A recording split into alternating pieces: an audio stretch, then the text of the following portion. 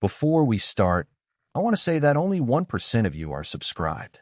Please subscribe because when we reach 1,000 subscribers, I will post a special video for you. The bustling marketplace of the Galactic Union's central hub was a kaleidoscope of color and noise, where beings from 1,000 worlds mingled. Daniel strode confidently through the crowd, his keen eyes scanning the myriad stalls and vendors displaying exotic goods. He was a tall, rugged figure, his face lined from years navigating the lesser-known trade routes of the galaxy. Today, his target was the Almerian silk that traders spoke of in hushed tones, a commodity rare enough to crown his collection. "Dan," a familiar voice called out over the din. It was Jack, an old friend and fellow human trader known for his knack for acquiring peculiar tech artifacts. Jack was a stout man with a bushy beard, his eyes twinkling with mischief. He waved a gadget animatedly as Daniel approached. "Jack, what brings you to this madhouse?" Daniel grinned, clapping his friend on the shoulder. "I could ask you the same." "I'm here for these," Jack said, holding up the device. "New jump drive tech. Supposed to cut travel time in half." "And you?" "Almerian silk. It's for a client with deep pockets and a taste for luxury," Daniel replied. As they talked, a shadow loomed nearby, a cerulean merchant observing them with its deep, luminescent eyes. Ceruleans were tall, their skin a shimmering blue, known for their secrecy and sacred customs. Daniel noticed the merchant's interest and nodded towards them. "Ever dealt with the ceruleans?" Jack lowered his voice. "Only once. Tough negotiators. But they hold on to things no one else has." "Why? You thinking about a trade?" "Maybe," Daniel murmured, his gaze still on the cerulean. Sensing a potential opportunity, he led Jack towards the alien stall, which was adorned with artifacts of unknown origins and materials that seemed to absorb the light around them.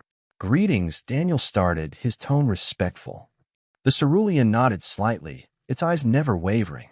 "We are interested in your goods," Jack chimed in, his curiosity piqued by the unusual display. The cerulean's voice was a deep hum, resonating with a calm authority. "Many are drawn to the relics of Cerulia. What is it that you seek, humans?" Daniel pointed to a small, intricately carved box at the corner of the stall. "Can you tell us about this?" "That is a memory box," the cerulean explained. "It captures and holds the essence of one's most cherished memories. A sacred item, not often shared with outsiders." Intrigued, Daniel exchanged a look with Jack. "And would you be willing to trade it?" "I have Almerian silk, the finest quality." The cerulean paused, considering the offer. "Your silk is well known," it finally said. "But I seek something more." "Such as?" Daniel pressed, sensing the importance of the moment. "Information. My people heard rumors of a human child taken to feed our sacred beast. This has caused much distress among your kind, yes?" Daniel stiffened. The story had indeed circulated, causing uproar and fear among human colonies. "That's a dark rumor. Hard to believe without proof." Yet what happened next shocked everyone. The cerulean continued, its voice a whisper of mystique. "The child did not perish as many believed. There is more to the story, a deeper truth." Daniel and Jack exchanged a glance, both sensing the gravity of the merchant's words. "If we find out this truth," Daniel said slowly, "would that be payment enough for the memory box?" "It would," the cerulean agreed. "And perhaps it could pave the way for a better understanding between our kinds." With a new mission forming in his mind and the potential for a groundbreaking discovery, Daniel nodded. "You have a deal." As they left the stall, Jack whistled softly. "You think the kid's still alive?" "I don't know," Daniel said thoughtfully. "But I'm going to find out."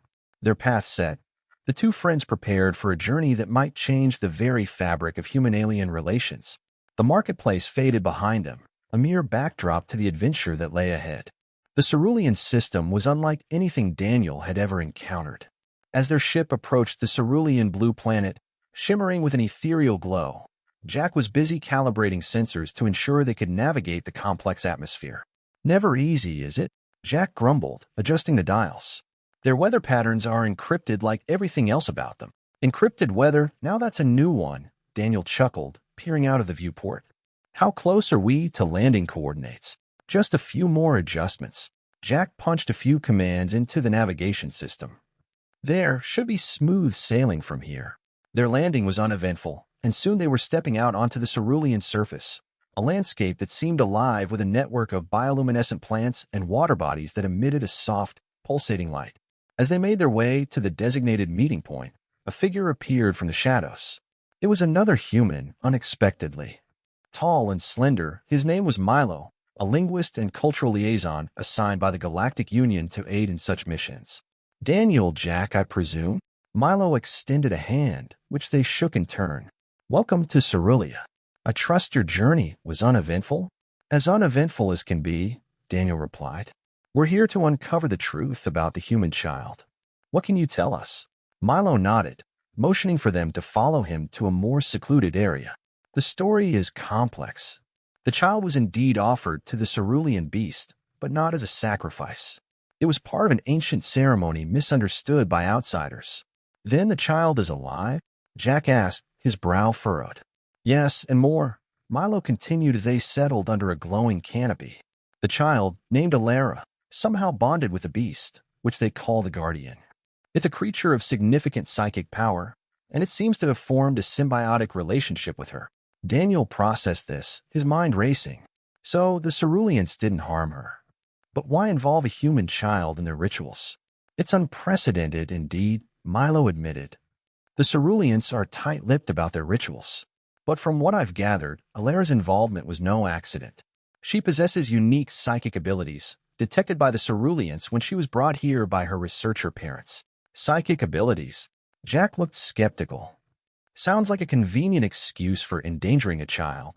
That's what we need to find out, Daniel said firmly. We need to meet this Guardian and Alara. Can you arrange that, Milo? Milo nodded. It won't be easy. The Ceruleans are protective of their sacred sites, but I can try to negotiate a meeting. It will help if you both are present to show our peaceful intentions. Then let's not waste any time, Daniel urged. The three made their way to the Cerulean Council, a towering structure at the heart of the main city, where the air vibrated with a silent hum of alien technology. Milo led the negotiations, speaking in the fluid, melodic language of the Ceruleans, with Daniel and Jack beside him as a show of unity. After what felt like hours, the Cerulean elders agreed to their request with a condition. They must first prove their intentions through a series of understanding and respect rituals. Daniel and Jack agreed, determined to see this through for both Alara's sake and the potential for galactic peace. As they left the council chamber, Jack patted Daniel on the back. Well, that went better than expected. Ready to dive into alien rituals tomorrow? Ready as I'll ever be, Daniel replied, his mind on the child who had become so central to their mission. Let's hope it brings us closer to the truth. Together, they returned to their quarters under Cerulea's starlit sky, prepared for whatever the next day would bring. The mystery of the cerulean beast and the human child awaited them, and with it, the potential to change their understanding of the galaxy. The next morning, under the alien sun, Daniel, Jack, and Milo made their way to the sacred grounds where they would participate in the cerulean rituals of understanding and respect. The terrain was a lush tapestry of flora that seemed to pulse with an internal light, harmonizing with the low hum that perpetually filled the air. As they walked, Milo briefed them on what to expect. The Ceruleans value harmony with nature and psychic alignment. These rituals will test your sincerity more than your strength, he explained, leading them through a series of glowing arches into a clearing. The ritual was a profound experience, involving meditation, the sharing of memories through a device similar to the memory box Daniel had seen, and a symbolic exchange of gifts. The Ceruleans, draped in robes that shimmered like the surface of their planet, observed with quiet intensity. After the rituals, an elder named Soren approached them. His eyes held centuries of wisdom, and his voice resonated deeply as he spoke. You have shown great respect for our ways. What is it you seek so earnestly to understand among us? Daniel stepped forward, his expression serious. We wish to meet with the Guardian and the human child, Alara. We've heard much and understand there's more to learn from their bond. Soren nodded slowly. Many have misunderstood our intentions with Alara. It is a sensitive matter, but your efforts have earned you this meeting. He guided them deeper into the sanctuary, where the environment changed. The air was thicker, and the path bordered by towering plants with leaves that softly brushed against them as they passed. Finally, they reached a vast enclosure, natural yet clearly shaped by intelligent design. Inside the Guardian, a massive serpentine creature with scales that shimmered between transparency and a rainbow of colors, lay coiled around a small figure. Alara. As they approached the barrier, Alara looked up. She was no longer the small, frightened child from the rumors, but appeared calm and confident in her unusual surroundings. "Hello," she said simply, her voice carrying a serene assurance. "You've come a long way to see us." "Yes, we have," Daniel replied, his eyes locked on the incredible sight of the beast. "We heard about what happened to you, and we needed to see for ourselves." Alara smiled, and it was a smile of someone who had found her place in the universe. "I wasn't fed to the Guardian. I was introduced to him. We connected, and we've been together ever since. He protects me, and I learn from him." Jack, who had been silent, now stepped forward, his curiosity overcoming his initial skepticism. "But why you? Why a human child?" "It was the will of the universe." The Guardian's voice boomed in their minds, its psychic voice filling the space. "Alara has a unique psychic signature that complements my own. Together, we balance the energies of this world." Milo, translating the emotions behind the psychic speech, added, "It's more than mere companionship. They stabilize the ecological and psychic energies of Cerulia. It's a symbiotic relationship that benefits all." Soren, observing their interaction, finally spoke. "See? What might look like a danger or a sacrifice from one perspective is a harmonious union from another. You needed to witness this to understand our truth." Daniel nodded, processing the profound lesson in perspective and cultural difference. "Thank you for this opportunity, Soren. It's more than we expected." As they prepared to leave, Alara's voice halted them. "You're different from other visitors. You came with open minds. Maybe others can learn from your example." Her words lingered with them as they retraced their steps back to the Cerulean city, their minds filled with new understandings and respect for the complexities of life in the galaxy. This encounter, though peaceful, had changed them in ways they were only beginning to comprehend. Under the twin moons of Cerulia, Daniel, Jack, and Milo prepared for their discreet approach to the sanctuary where Alara and the Guardian resided. The plan was to observe further and understand more about the unique bond the two shared beyond the brief encounter they'd been granted. Milo had arranged for them to stay overnight within the boundaries of the sanctuary, under the guise of further cultural exchange. "It's rare for outsiders to spend the night here," he whispered as they set up their temporary camp in a small clearing. "We need to be respectful, but observant." Jack was setting up a device to monitor environmental changes. "This should tell us if our presence is causing any stress to the ecosystem or the Guardian. Don't want to be blamed for a diplomatic incident." Daniel nodded, glancing towards the thick foliage where they had earlier glimpsed the serpentine beast. "We're not just here to observe. We need to understand how Alara's presence is influencing Cerulean society. Is she really as important to them as they claim?" As night deepened, the sounds of the alien forest grew louder. The trio sat around a small device that emitted a soft, harmless glow, simulating a campfire.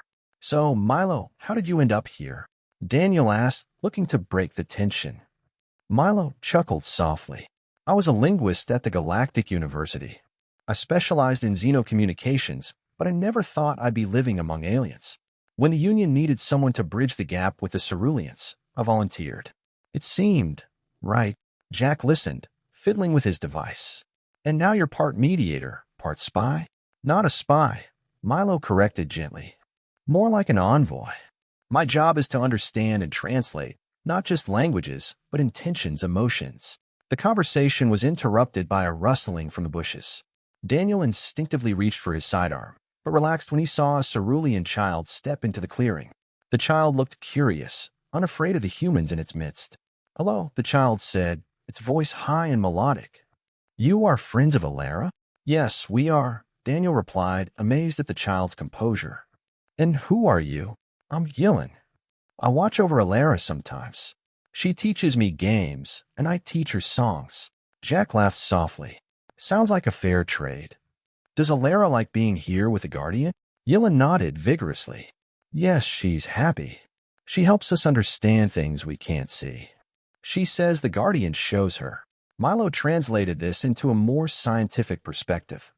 "It seems Alara is acting as a sort of conduit between the Guardian's psychic abilities and the Cerulean populace. She's more than just a companion. She's a translator of sorts.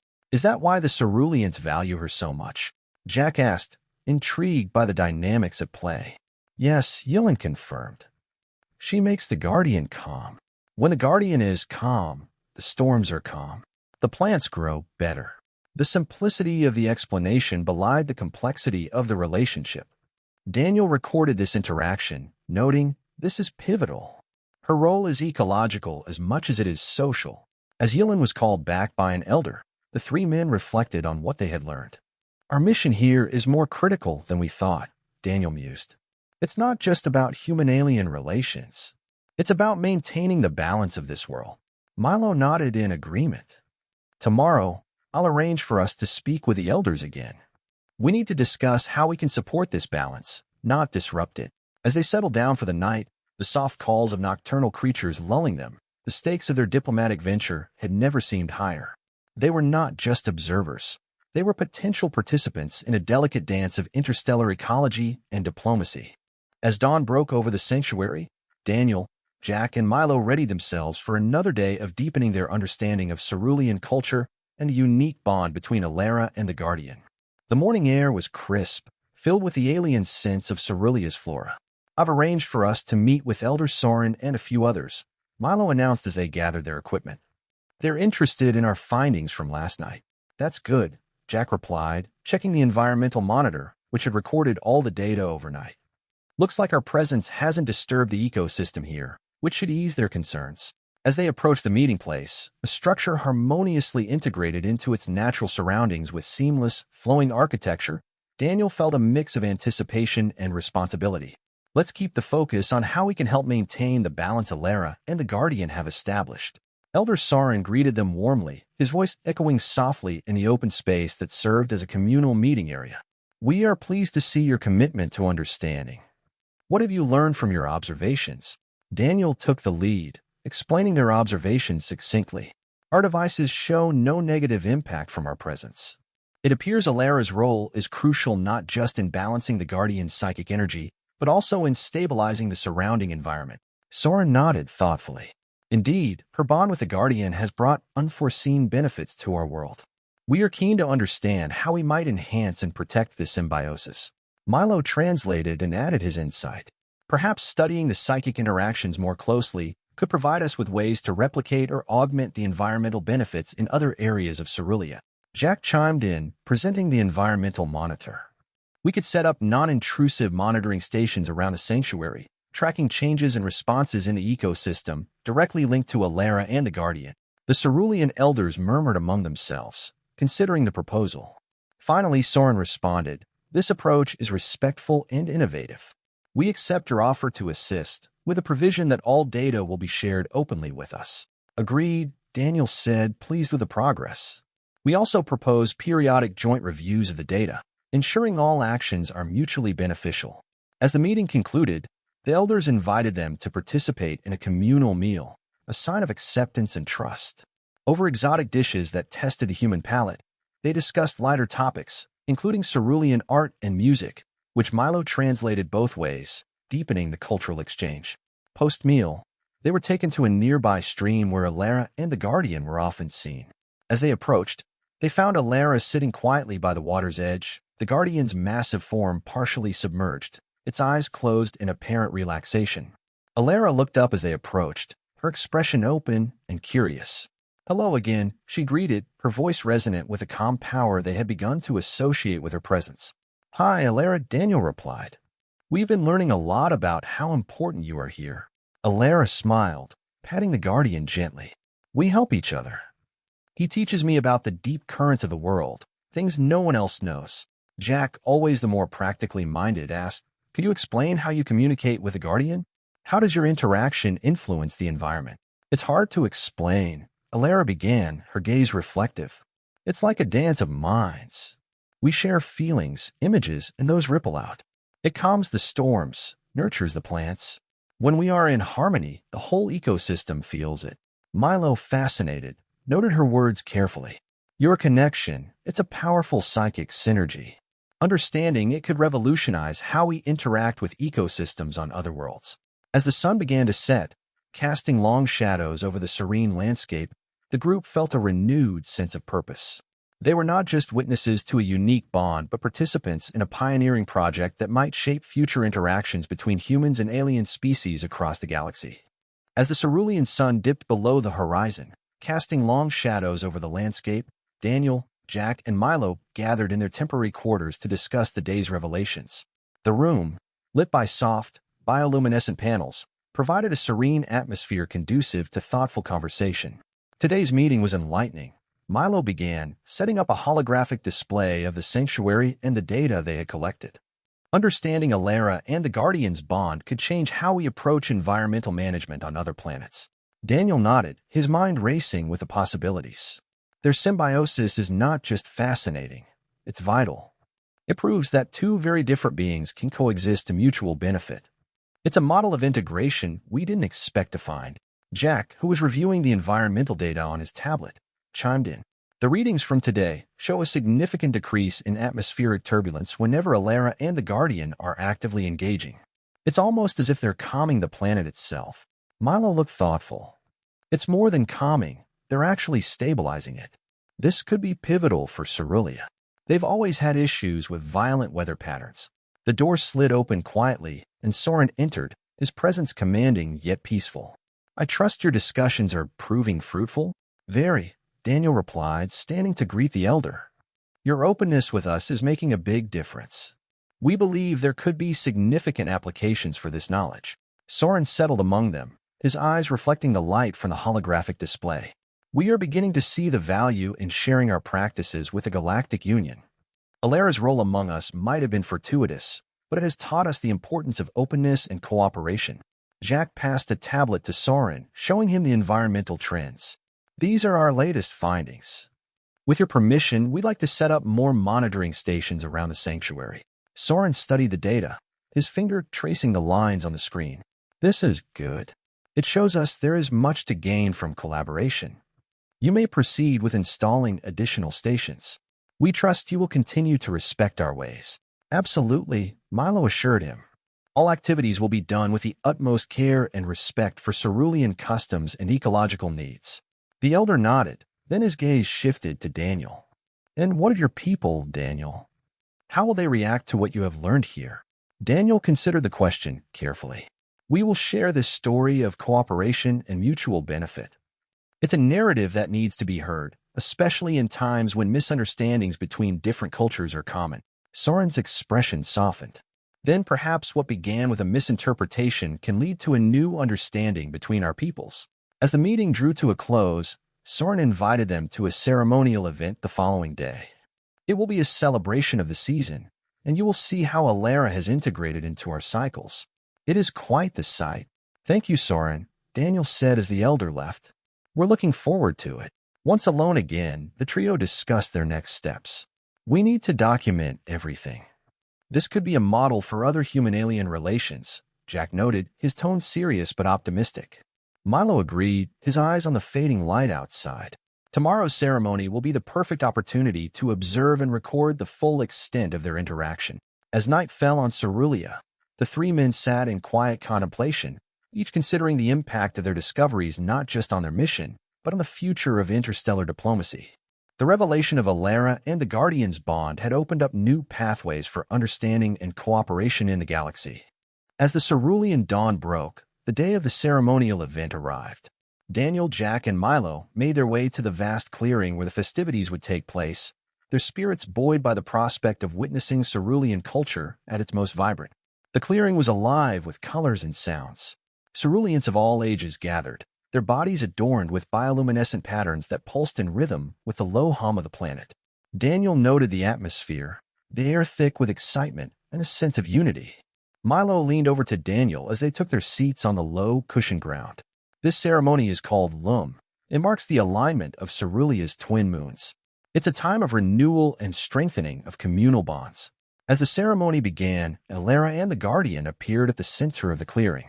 The sight was mesmerizing. Alara, looking both part of the Cerulean world and distinctly human, moved with a grace that seemed to echo the Guardian's serpentine motions. Jack, always the observer, whispered, "Look at how they mirror each other's movements. It's like they're conducting the energy around them." The rituals were a blend of dances, psychic displays, and offerings of native flora to the Guardian, who accepted them with gentle nods of its massive head.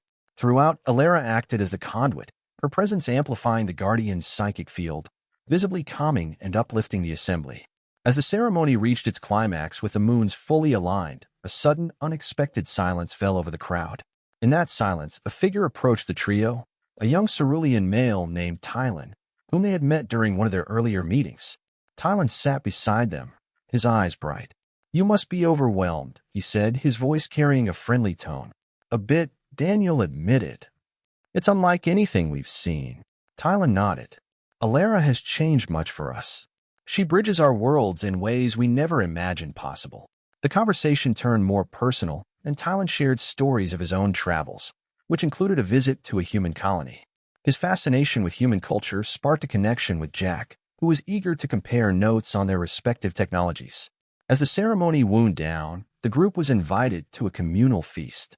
It was there that Daniel met Lyra, a human cerulean hybrid who had been watching the ceremony from the fringes. Her dual heritage made her an outsider to some, but she carried herself with an air of quiet confidence. Lyra's story was one of struggle and acceptance, and her perspective on living between two worlds was enlightening. As they talked, Daniel found himself drawn to her resilience and her unique view of the universe. Their conversation deepened, and they walked away from the festivities to a quieter part of the forest. Under the light of the moons, they shared their first hesitant kiss. The connection was instant and profound, born from a shared understanding of being caught between two worlds. Daniel and Lyra spent the night talking, sharing stories and dreams, their budding relationship a mirror to the ceremony they had witnessed, two very different beings finding common ground. As dawn approached, Daniel returned to the camp, his mind racing with the possibilities of this new relationship. Jack and Milo noticed his uplifted spirits. "Looks like you found something special," Jack teased gently, clapping him on the back. Daniel smiled, a sense of peace settling over him. "Maybe I did.